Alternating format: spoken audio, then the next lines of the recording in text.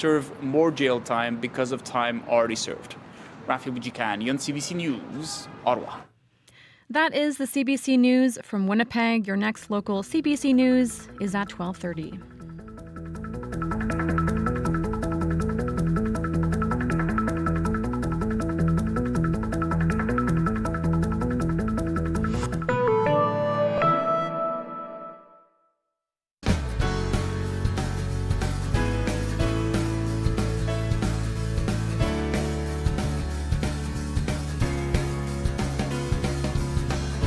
Hello, my friends. Thank you for joining us today for BC Radio Noon. My name is Janet Stewart.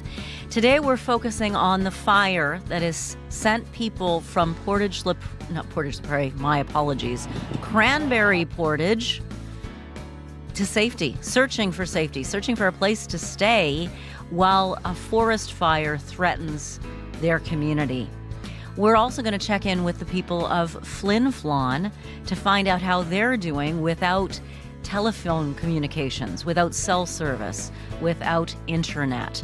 In an emergency without internet, what do? We're sticking with the fire here at home today on Radio Noon.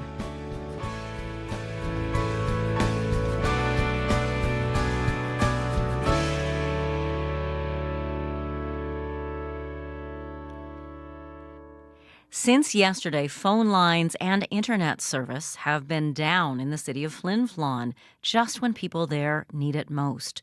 A 35,000-hectare wildfire is burning nearby, and it's damaged their fiber optic cable. That fire has forced hundreds of people in the neighboring town of Cranberry Portage to leave home. George Fontaine is Flin Flon's mayor. We spoke with him about an hour ago. We also managed to reach John Lindsay, the MLA for Flin Flon, partway through our first phone call. I started by asking Mayor Fontaine how he's managed to restore some communication. Well, what we've done as of yesterday was we've got in touch with the radio first thing, and we had no telephones working around here, and of course no internet, so that was very difficult. So what we did was we went around and got some satellite systems from, they borrowed from individuals, and we're finding what's available. We're buying new anyway. So we've got a satellite system with the radio station for one, which allows us to pass messages on to the radio and to pass them on to, through the community that way. So we're going a little bit of old school. And anything we need to have going out, we go out. We use that as our means of communication right now. So where is the fire in relation to Flin Flon at this moment? Well, at this moment, I don't know what part of it is actually still burning. It started 8 or 10 miles from Flin Flon, and it started to travel down towards the cottage areas and towards Cranberry Portage, and then at that point, I think it's even gone by there. And the exact locations of the fire and that sort of thing, I'll leave up to the fire chief and the fire people to say. But they've just been keeping us in tune to make sure that we, with respect to our relationship to the fire, that we're safe, and generally giving us an idea of how it's affected the people around us. I know that municipalities do training for emergency preparedness. Is there ever a training scenario where your fiber optic cable is destroyed? No, at least not that I know of. And we were kind of, put aside by this right now. So as I said, as soon as we realized that we had a problem, we had to, look and see, well, what are our options? And so those Skylinks or Starlinks or whatever they're called, there's some of them around, and we've been borrowing them from individuals. We had contact with some. So we made sure that we got that to our fire department for one thing, so that they could communicate. Then we got a hold of the next one. We sent it down to our airport so that the emergency people and the police could have some. So we're bringing in some more systems right now, so that by tomorrow we'll have a couple more. But individuals who've owned them have given them to the system to use in the meantime, so that we can make things work. Was that part of the plan? No. As a matter of fact, as we see it, we can tell that jurisdictions, for example, when you have SaskTel, which is like we're right on the border, and their signals, like we can't pick up their stuff without somebody going into Saskatchewan. where the power is enough for them to be able to do that, I don't understand why in a situation like this we don't have some kind of a switch where we could be sending, signals further apart or further afar than where they are, because I don't think they're constricted. I think there's possibilities to do better anyway. Well, that's wonderful to learn those lessons for the future. But for now, I mean, it's got to be incredibly frustrating. It is frustrating, and we're doing what we can. Like I said, we've just gotten one. As a matter of fact, one of the individuals who works for the city brought their Starlink in, so now that we have some at the city, as I said, we got 2 more coming in, new ones, probably tomorrow. So we'll use them where we can. It's very frustrating. I can't, for example, from here, I haven't been able to contact my own children, in southern Manitoba. So, to tell them that everything's okay. So certainly that's frustrating. They don't know what's going on up here, so they're just going to have to count on the kind of things that you're telling them. And for now, we're being told by our fire chief that, we're in no immediate danger because of the way the winds have gone to this point. That doesn't mean that it can't turn around and come back, and so we have to be very vigilant with that, make sure that our people are aware, that they should be prepared for anything because, we don't know what the weather's going to bring, and it's been extremely dry up here, as you're aware.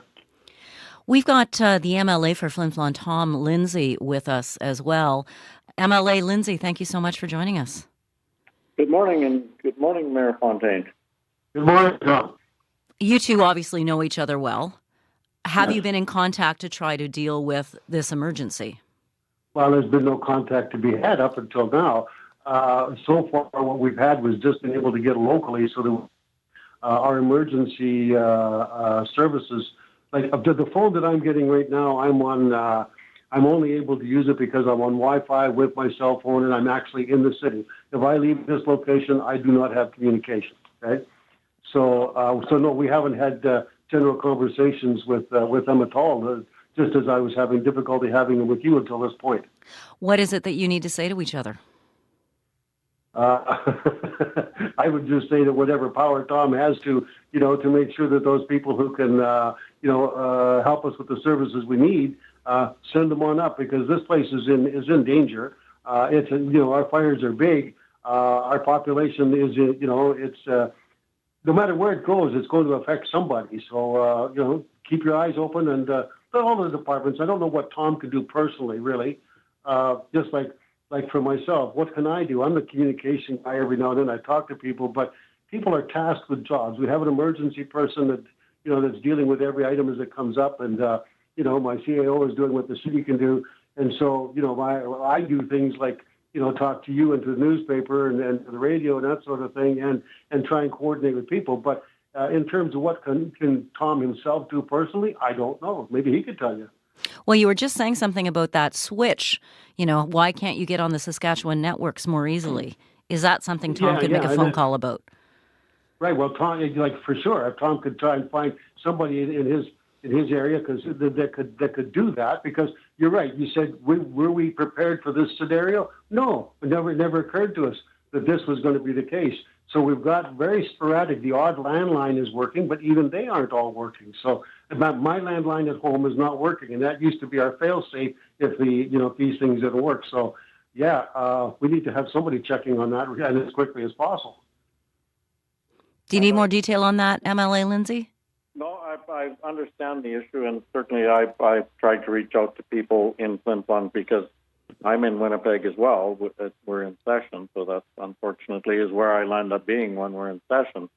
So the communication issue is a huge issue, and I have managed to talk to my assistant who lives on the Saskatchewan site in Flin Flon, so they have a different system. They're actually on Starlink, I think it is. So I've been able to communicate with her on the weekend, but communicating with anybody in an official capacity up there has been a challenge. If there's a way to get a switch thrown to operate off Sasktel, I'll certainly talk to some people and see if we can make that happen.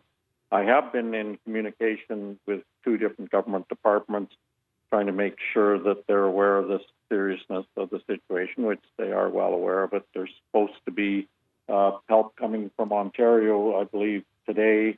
They're going to share some resources with Saskatchewan as well as far as water bombers and stuff, but Saskatchewan's got their own problems too. But in the meantime, we've got people in Flin Flon who can't communicate and who need that. So another phone call to Sasktel. What are there resources coming to help with this Cranberry Portage fire from Ontario or from other provinces? You're asking me or Tom? I'm asking Tom. Sorry, sir. The last communication I had from the government is they were expecting resources to be here to help with the fire around Flin Flon, but there's also one around Wanless that they need to get a handle on as well. So between the two, they're supposed to be here. The last communication was on Sunday, I think, and they said they should be here Monday. So hopefully they're getting here. Mayor Fontaine, is there anything more you need to say to MLA Lindsay? No, watch from your end. If there's anything that you can do, we'll now that we can actually have some communication, then we'll get in touch if there's more that we need, and I'll have our CAO do that. Up until now, we couldn't even let them know anything we wanted to. So, we'll keep in touch. Okay, perfect. And like I say, because I'm in Winnipeg, I've got an executive assistant here as well that can scoot down to a minister's office and talk to their people and try and get action as quick as possible, or try and get answers for folks. And I've passed on some concerns to them already from people that have phoned me that have been evacuated, because it's not just Flin Flon, it's Cranberry Portage has been evacuated. A lot of the cabin country has been evacuated, and people that have been evacuated, some of them are in places where they have service, so they've been able to keep me abreast of what's going on as well.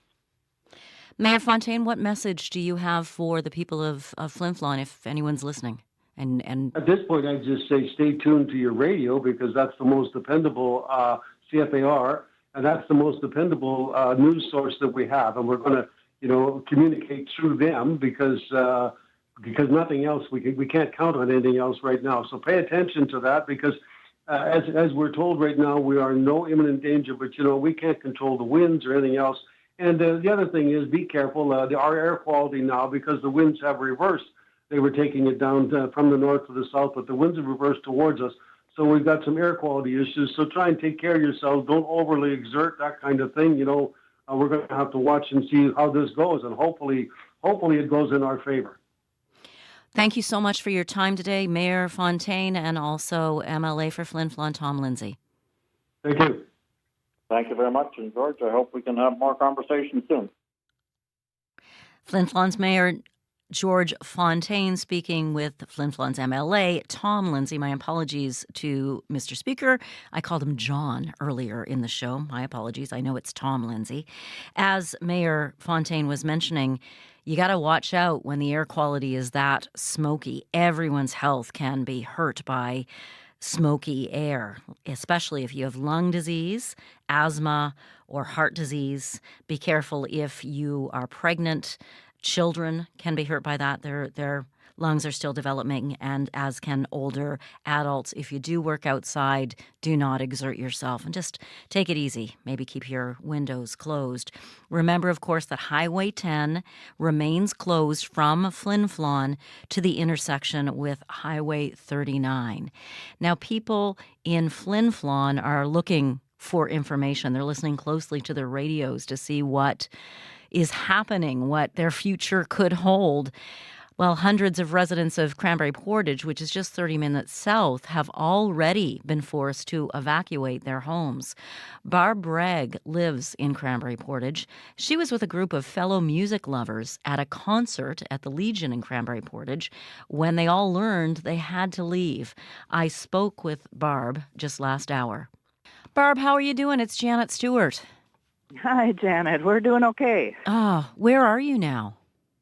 We finally found a place at a resort on Clearwater Lake, which is about 10, 20 kilometers north of the Paw. When you say we, who's with you? Oh, my sister and I, she lives up in Cranberry Portage as well, and my daughter. We were actually getting ready to go off on a 3-week trip to Yukon, Alaska, so that's been derailed. Tell me about the evacuation order. How did you learn you had to leave? Well, we were actually we were in the middle of a performance, a home roots performance, a musical performance in Cranberry, and everybody was kind of watching because we knew about the fire, but it was small, and but we were just waiting for word, and of course everyone's phones started going off, and we did get the evacuation notice. It was about probably 8 o'clock, 8:30 that we got the notice, and people had to be out right away. So, of course, we closed her down, and everybody got to their homes and did their thing, and everybody got on the road. So it was pretty fast. But the fire was, because it was so windy, it really came on like incredibly fast. So as we were leaving town, we could look back and see the monster clouds and all that sort of stuff. But monster clouds. Everybody got out. What do monster clouds look like? Well, it's just the fire starts to go up, and I guess I don't know what the meteorological explanation is, but massive cumulus clouds that go straight up, and it just sort of takes over the sky. And depending on where the wind goes, you can just it's just very dramatic, very dramatic. What color are those clouds? Are they black? Are they red? They're black, but at the very top they're really white. And then at the bottom, you can see the orange. It came within a kilometer of Cranberry Portage. So when we were getting the last minute stuff out of my cabin, looking on the front deck, you could see the flames across the lake. So it was, You could see them cross across the lake, or actually jumping? On the other side of our the part of the lake that we're on, right? So that's where it came closest to. Or one of the spots where it came closest to Cranberry. The other one was on the east side, but the highway splits the town kind of east and west, and it stayed on the east side of Cranberry. So we were on the west side. So, but it's a kilometer away, so anything can change at any time. What were you able to grab and take with you? Well, because we were heading out the next day anyway, we had decided we would fill our vehicles with whatever, and so it was photographs, it was important papers, it was anything that we anticipated we might want. If it could be bought again, it was left behind. But if it was something that was meaningful and just those memories that you don't want to lose, that's what we put in our vehicles, and so we had a couple of vehicles in a truck, and just took off. What's that like? It's a bit surreal. You think about it, you think you're sort of prepared at some point. We were talking about this last night with some friends who came over. At some point, you just say, it is what it is. There's nothing we can do. If our houses burn down, we are at least out. And it's just a kind of I wouldn't say peace, but it's a reconciliation that, you just hope the houses will be there when you get back. And from what we've heard so far, Cranberry is fine at this point.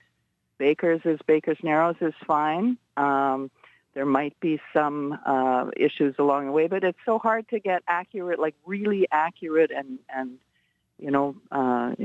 information that is absolutely true. We're starting to get it now, which is great. The RMF Kelsey has put up a Facebook page that has got good up-to-date information. We're just actually heading into town to the Evacuee headquarters to kind of get an update. And but that's the hardest thing. I mean, you look at the news on TV and stuff, and it's all Alberta and BC. Even though this fire is huge, it's interesting. So we're glad you're calling us. Oh, my heavens. Well, we're thinking about you and just trying to imagine what it's like to go through something like this. You say you finally found a place to stay. Where are you again?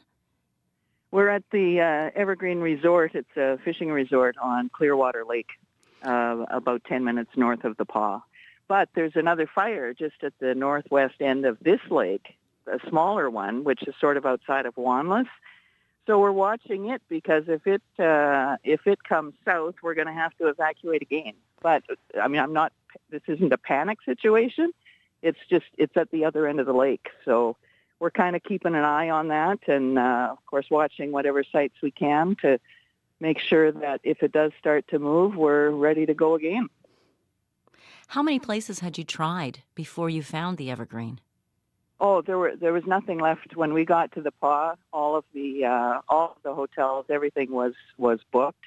So we pulled into a parking lot and booked some rooms in Swan River, which is a couple of hours away, thinking that that's where we would have to go. This was about 11:30 at night.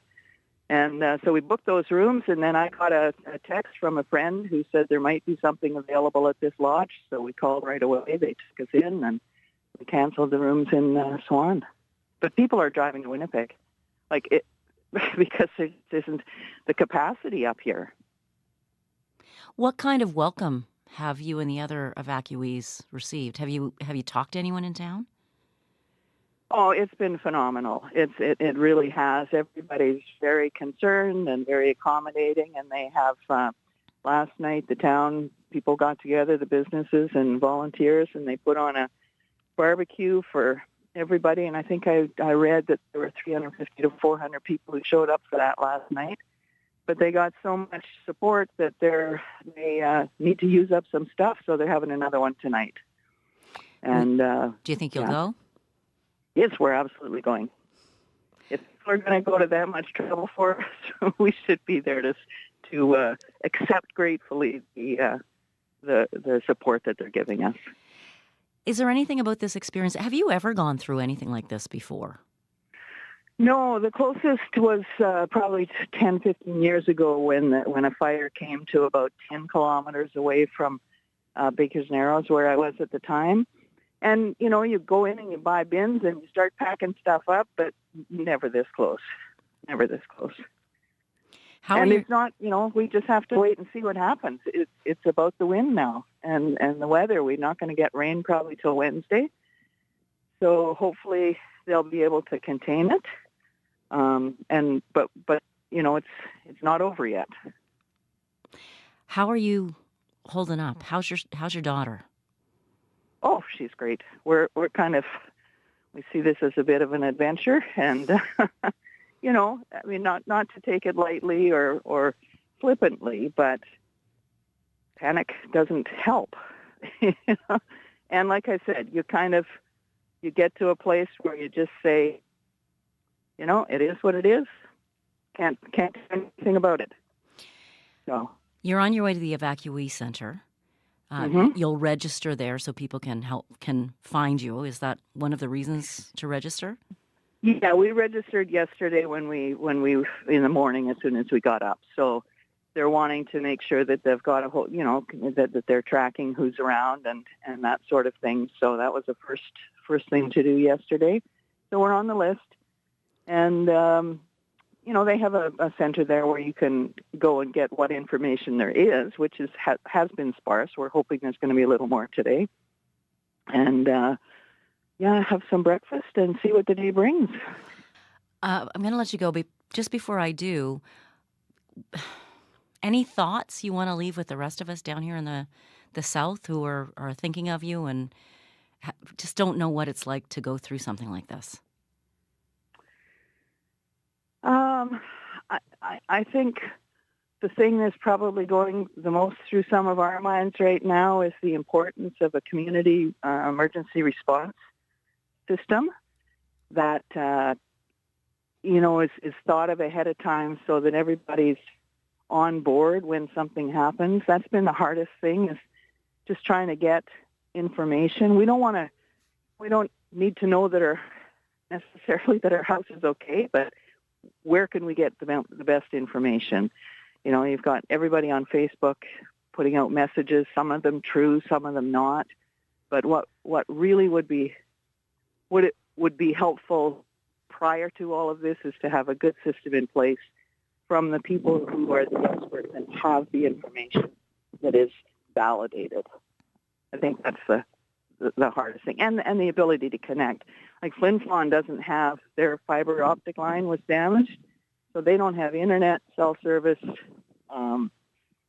data, any of that right now. So they're cut off. They can't even go to the internet to look for stuff. So how do we prepare for that? Barb Bragg, thank you so much. Take good care of yourself. You bet. Thanks for calling, Janet.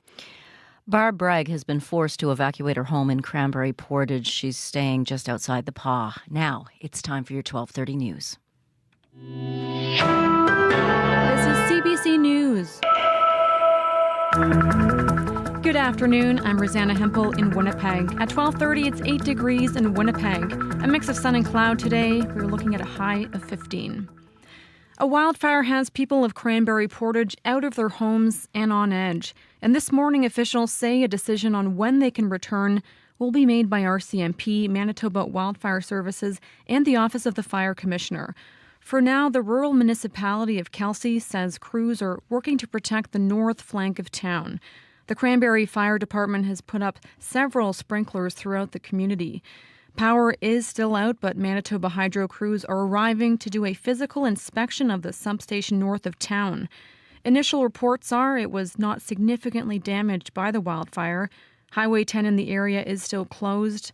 At last word, the fire was 35,000 hectares. Larry Smirch packed up his camper yesterday before the evacuation order came. He's staying at the ag grounds in the Pas.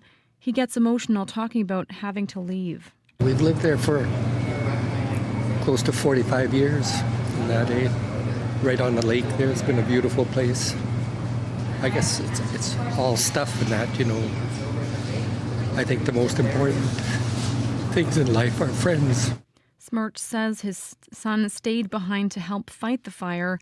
He says they're putting sprinklers on top of every home in Cranberry Portage to try to save them. The wildfire smoke Winnipeg experienced yesterday and that the North is experiencing today has its risks. An expert in chronic respiratory diseases says every hour of exposure to the outside air yesterday was equivalent to the effects of smoking 2 or 3 cigarettes. Dr. Christopher Pascoe is studying wildfire smoke at the University of Manitoba's Air Safe Research Centre. He says it's especially bad for people with lung disease, children, and seniors. Keep your windows closed. Wear a mask if you have to go outside for long periods of time. You can get air filtration devices so that you're inside an environment that has a controlled air quality. If you do have to go out, then limit your time out there and try to get inside to fresh air as frequently as you can. Pascoe says microscopic burning wood particles can get lodged deep in the lungs and cause damage. That is the CBC News from Winnipeg. Your next local CBC News is at 1:30. Thank you very much, Rosanna Hempel. You're welcome. Riley Lachuk joins us now. Riley, of course, is our weather specialist and keeps a close eye on climate change issues for us as well. Riley, a big concern, of course, is all that smoke that is hanging around our province. Yeah, and if you're outside yesterday in the Red River Valley at all, you certainly smelled it, and you certainly, I know I even felt it in the eyes yesterday. So I was in the Inner Lake over the weekend as well, and you could smell it there on Saturday night. Oof. Pretty dense, all because of winds that were kind of pushing that plume of smoke from the Flin Flon, the Pas area south into our neck of the woods here in southern Manitoba. And we really have seen that kind of pull back as we got through the evening last night.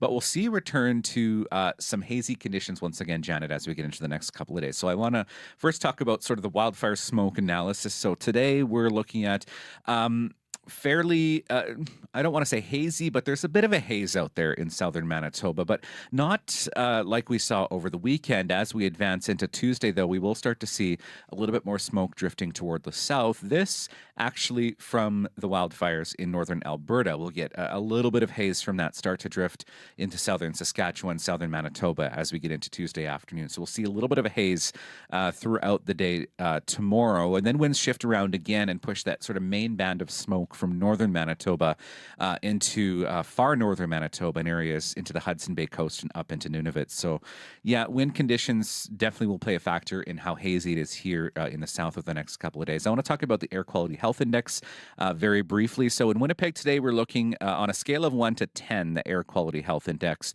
We're looking at a 2 for today, which is low risk. Yes, we'll see a little bit of a haze out on the horizon, but it's not enough to have an impact on sort of your outdoor activities. Into Tuesday, that jumps up to a 4, which is a moderate risk. So for the general population, no major impacts, but for those at risk of respiratory illnesses or respiratory conditions per se, that is in the territory where you might want to consider reducing or rescheduling any outdoor strenuous activities that you might have. So, Winnipeg, looking at a 4 in northern Manitoba, where we have that air quality statement in place, could see that as high as a 10, which is the top of the scale when you get into some of these bands of dense smoke. So that's why we have an air quality statement in place for Flin Flon and the Pas, and even almost as far north as Lynn Lake, but certainly we'll see some fairly widespread hazy conditions on and off throughout the week across northern Manitoba throughout the week. Satellite and radar in Winnipeg, we're looking at mainly sunny skies. The Interlake, much of the Red River Valley, mainly sunny at the moment. A little bit of instability starting to make its way through western Manitoba, likely not reaching us here in Winnipeg. That all kind of drops south and kind of dissipates, but we do get another band of precipitation moving in for Tuesday afternoon, starting in the morning through the Westman region and reaching the Red River Valley by, say, 2-3 o'clock in the afternoon. Periods of rain throughout the afternoon tomorrow and into Wednesday, some showers continuing, and even some welcome rain through tomorrow into northern Manitoba. Not a lot, but certainly a little bit of rain. Any rain in the north will help. Absolutely. for Tuesday. For southern Manitoba, the Westman region looking at about 10 to 15 millimeters by the time we reach Wednesday. Here in the Red River Valley, more like 5 to 10 millimeters. So today's forecast, we're looking at 13s, 14s across the south. Could even see some 17s, 18s through extreme southern Manitoba. Mainly sunny in the Pas today with 11 degrees, as well as in Thompson. And then we're looking at 14s, 15s through Tuesday, Wednesday in Winnipeg, and up to 20 and 21 degrees again by the time we reach the end of the week. Riley, this all, of course, is such a concern. It's May 13th, and we're already hearing about forest fires in Alberta, forest fires in Saskatchewan. We're dealing with one that's threatening people's lives and livelihoods in our province already, May 13th. So dry. I know you've been looking at that with many of our farmers. You know, most of our province needs moisture desperately. Earlier this spring, there were concerns about drought conditions. For now, that recent rainfall made some things better. Yeah. What have you been hearing? So we're still technically, Janet, in a moisture deficit here in southern Manitoba. We have seen some pretty good rains over the last couple of weeks and some real soakers. I just want to bring a couple of stats to you here. So Killarney saw between January and March 24 millimeters of precipitation, which is about 35% of what would be normal for the first 3 months of the year. In the last month, 117 millimeters. That's double the normal amount for this time of the year. So sort of a tale of 2 months here, really. In just a couple of weeks, we really kind of turned the page a bit. Yeah, it's good. I know there's some areas, though, there's still some dry. very dry areas. So how are farmers doing? How are things looking? Well, we visited a farm in Cartwright last week, where it is now a lot muddier than it was a couple of weeks ago. In fact, a whole lot muddier and a whole lot more wet. Up until mid-April, Mark Schramm, the farmer we spoke to, he was planning for another year of drought on his farm, kind of coming up with some contingency plans in case it didn't rain. Here's a bit of what he had to tell us about what he was facing. We were at the point 3 weeks ago where we were wondering whether, is this going to be a year where I was going to have to sell cows or whatever? Like it had just gotten so bad that something needed to happen. You can't grow much on 3/4 of an inch of rain. And the August rains, September rains, they're great, but they just don't grow like May, June rains do.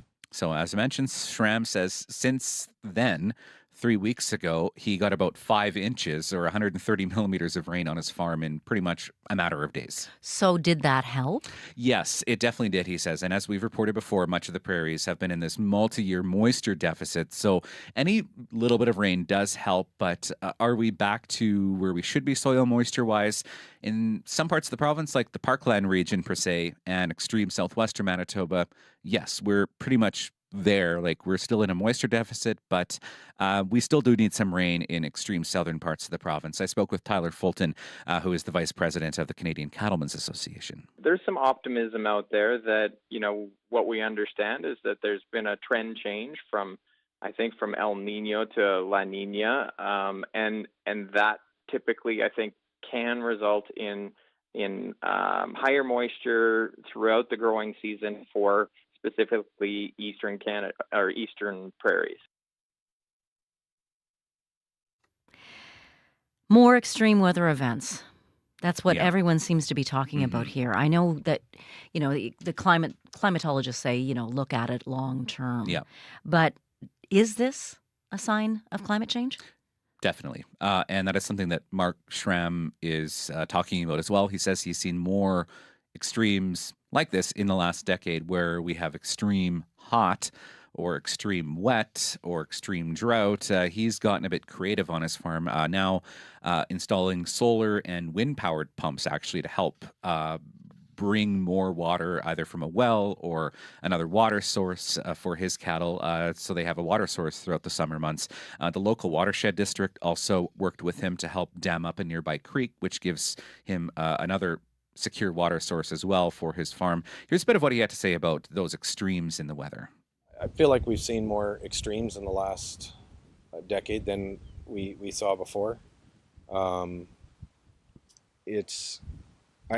definitely seen in the summers as they get hotter that the moisture we do get tends to disappear a little faster.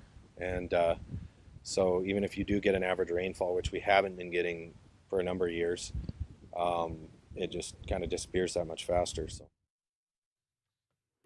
So conditions on his farm right now, what are they looking like? Now, Janet, the grass is green, which is a bonus for this time of the year. It's very muddy. There's some pictures actually on our website at cbc.ca/Manitoba and some video there of just how muddy it's gotten on his farm. But there is a little bit of renewed optimism as well that these conditions, especially that we've seen in the last couple of weeks in the southwestern corner of the province, are headed in the right direction for the summer months. Have a listen. If the tap turned off now, we'd probably still have a better hay crop than we had last year. So it's like, I'm hoping this continues, but this is a really good start. Riley, thanks very much for bringing this to us. You're welcome. Riley Lachuk is our weather specialist and climate reporter. He also occasionally jumps into the chair to be a TV news anchor, which he'll do today. Thanks very much, Riley, for everything you do for this station. Danse, Anine, Boujou, and hello. It's me, your favorite cousin, Rosanna Deerchild. Guess what? Unreserved is turning 10. That's like 100 in Res Dog years. And to celebrate, we're inviting you to a live taping of Unreserved, May 22nd at the Park Theatre in Winnipeg on Treaty 1 territory. Sherry McKay, Doozy, and Unreserved's Auntie Circle will all be there. Visit cbc.ca/Manitoba/community and click on the link to register. Well, as you've been hearing in the news, the town of Cranberry Portage is now effectively empty. Sprinklers are up on roofs to keep the nearby wildfire from catching on people's homes and destroying the town. Hundreds of people have scooped up whatever belongings they could grab in time, and they've made their way to all kinds of different communities. We were hearing earlier in the show that some are coming as far as down to Winnipeg to find a place to stay. Some have made their way to the Paw, which has given them, as a town, an incredibly warm welcome. Rebecca Johnson spent her Mother's Day organizing a barbecue for all the evacuees from Cranberry Portage who are now in the Paw, and they had this barbecue at the Agricultural Society. Rebecca, thanks for joining us. Thank you for having me. We spoke to a woman named Barb Bragg earlier in the program who was just raving about how kind people in the Paw have been. What inspired you to organize this barbecue? You know what? I can only imagine, like, getting that 20-minute notice to grab everything you can and go. And the day before Mother's Day, like, that just completely broke my heart.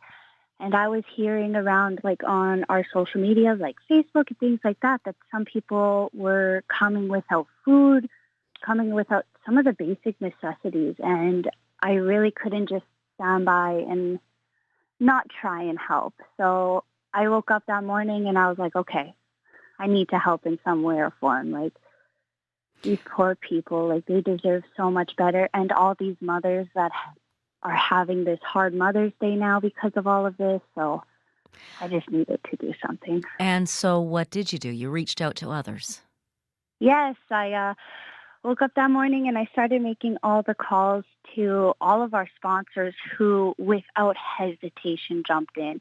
We got hot dogs, we got drinks, we got chips, we got fruit, we got coffee, we got tea.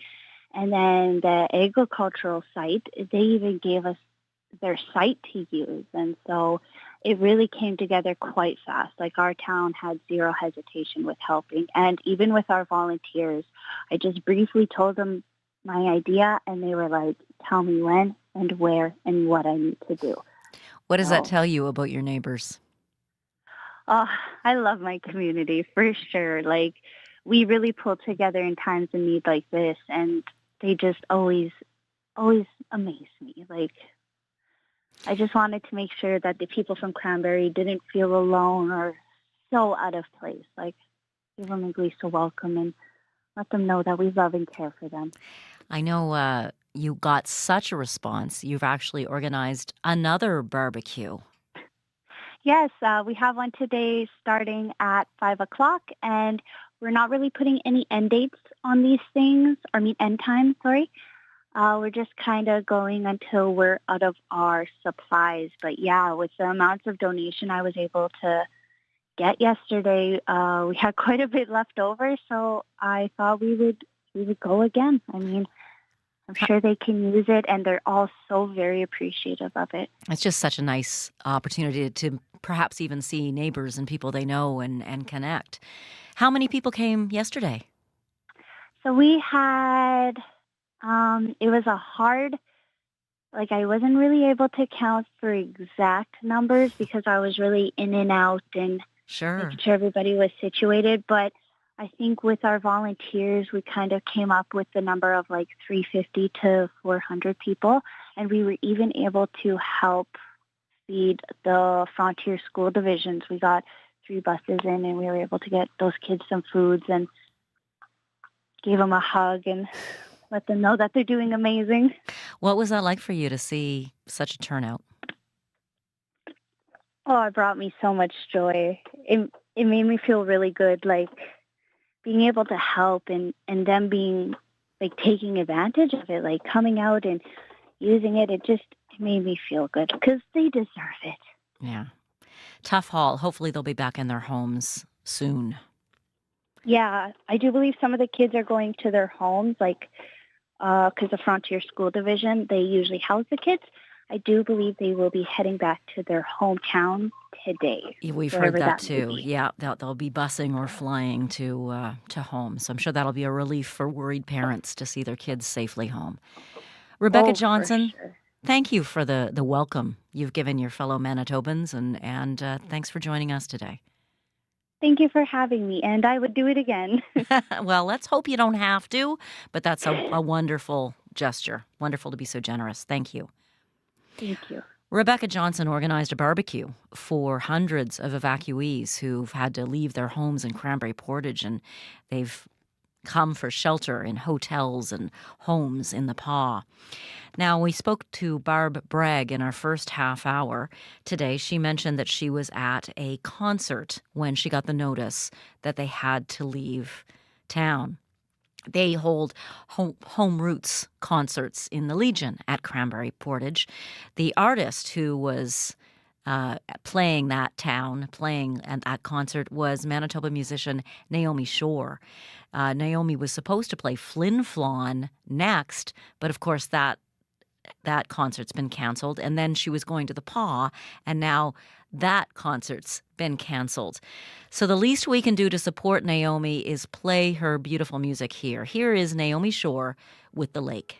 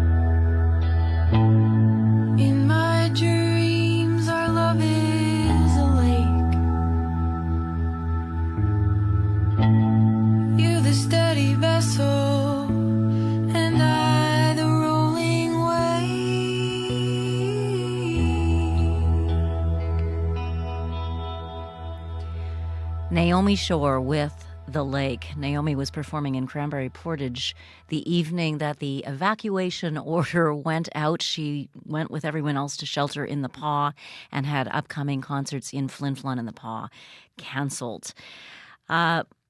We have information for you. The province has just announced it will do a news update, what am I trying to say? A news conference at 2 p.m. today. We're going to carry that live for you here on CBC Radio 1. You can also watch it live on our CBC Manitoba YouTube channel or on cbc.ca/Manitoba.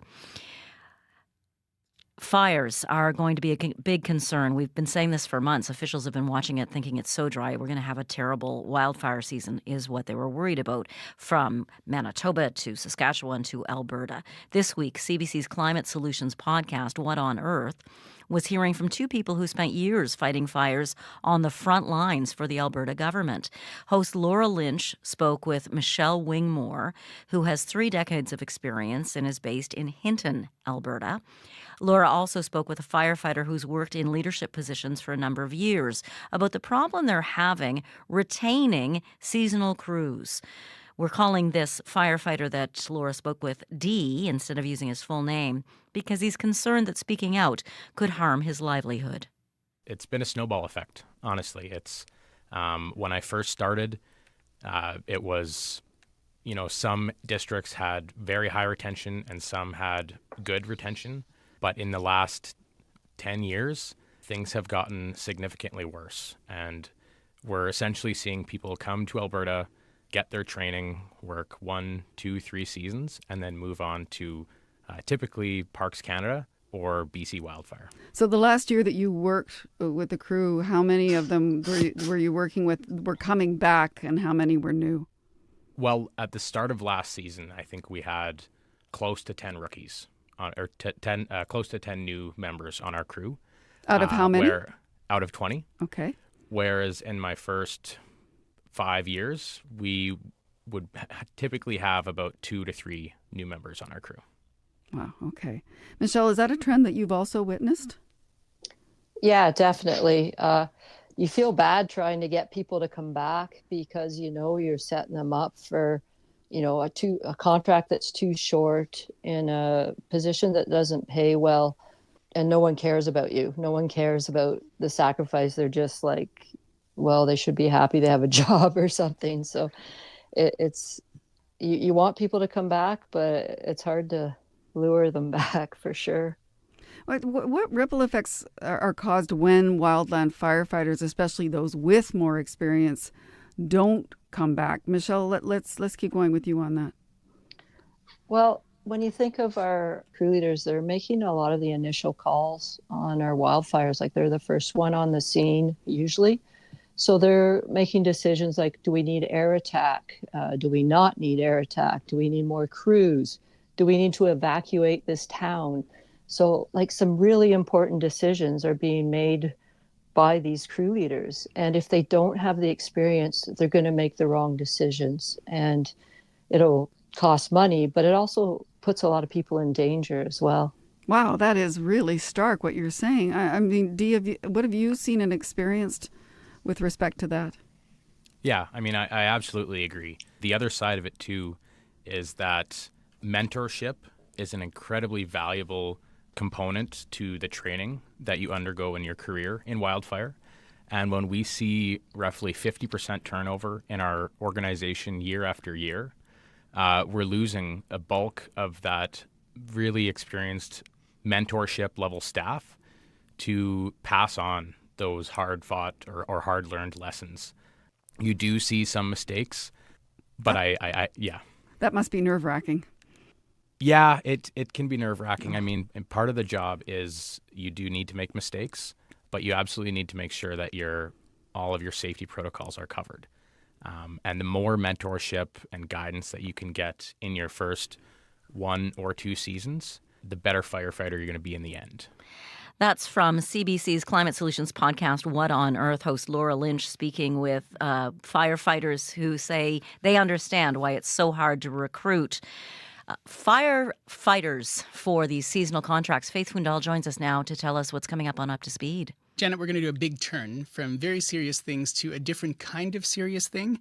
Bartenders across the city will be shaking things up at the Hotel Fort Garry. 18 of the city's best mixologists are vying for the first prize for the second annual In Good Spirits cocktail competition. So we're going to take you behind the bar with one of the competitors. That'll be fun. It'll be fun. Faith Mundell hosts Up to Speed today from 3 to 6. Remember, at 2 p.m., we'll have a live update from the province on the forest fire situation in Manitoba right here on CBC Radio 1, also on cbc.ca/Manitoba, and our YouTube page. Thank you to everyone involved in putting today's program together.